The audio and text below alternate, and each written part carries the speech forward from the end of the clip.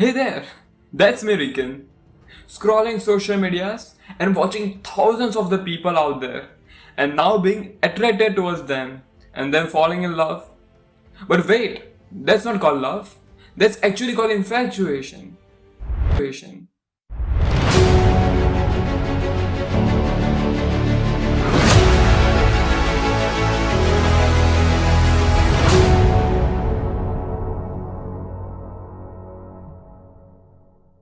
Whether in the real life or in social medias, we come into influence of many different people. And slowly with the time, we just start liking their looks, their lifestyle, their smile, their cars, their homes. And then we just feel that they are perfect in each and every way.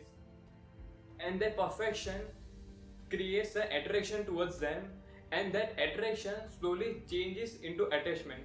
And then we believe that we are in love, but then that's not called love, that's actually called infatuation.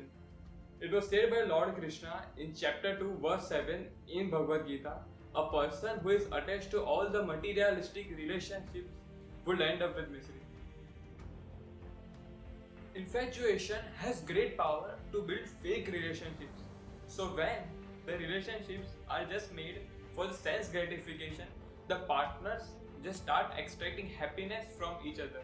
Well, in the process of extracting happiness, the greed comes into the picture. And in the infatuation, the partners are more inclined toward the sexual activities, so the lust comes into the picture. And when lust, that's the sexual activities, aren't fulfilled, or even the greed isn't fulfilled in that relationship, the anger comes into the picture.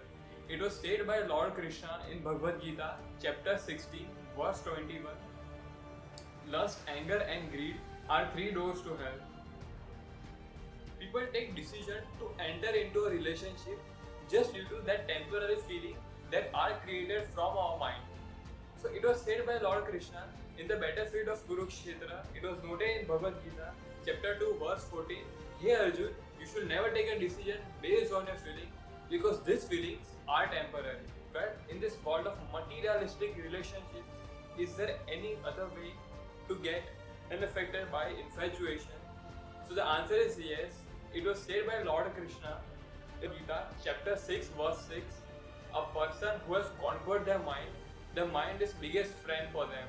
And a person who has failed to conquer their mind is biggest enemy for them. For any other questions, I have given my mail ID in the description box below. And don't forget to share this video with each and everybody to spread this transcendental knowledge.